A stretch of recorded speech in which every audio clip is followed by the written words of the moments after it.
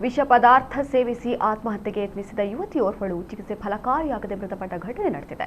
ಮೃತಪಟ್ಟ ಯುವತಿಯನ್ನ ಪುತ್ತೂರಿನ ಬೆಟ್ಟಂಪಾಡಿ ಮಿತ್ತಡ್ಕ ನಿವಾಸಿ ಈಶ್ವರ ಮಂಗಲದಲ್ಲಿ ಕಮ್ಯುನಿಟಿ ಹೆಲ್ತ್ ಆಫೀಸರ್ ಆಗಿ ಕರ್ತವ್ಯ ನಿರ್ವಹಿಸುತ್ತಿದ್ದ 26 ವರ್ಷದ ಪ್ರಜ್ಞಾ ಎಂದು ಗುರುತಿಸಲಾಗಿದೆ. ಕೆಲ ದಿನಗಳ ಹಿಂದೆ ವಿಷ ಪದಾರ್ಥ ಸೇವಿಸಿ ಆತ್ಮಹತ್ಯೆಗೆ ಯತ್ನಿಸಿದ್ದ ಇವರನ್ನ ಮಂಗಳೂರಿನ ಖಾಸಗಿ ಆಸ್ಪತ್ರೆಗೆ ದಾಖಲಿಸಲಾಗಿತ್ತು. ಆದರೆ ಚಿಕಿತ್ಸೆ ಫಲಕಾರಿಯಾಗದೆ ಮೃತಪಟ್ಟಿದ್ದಾರೆ ಎಂದು ತಿಳಿದು ಬಂದಿದೆ. ಮೃತರು ತಾಯಿ ಮತ್ತು ಸಹೋದರಿಯನ್ನ ಅಗಲಿದ್ದಾರೆ.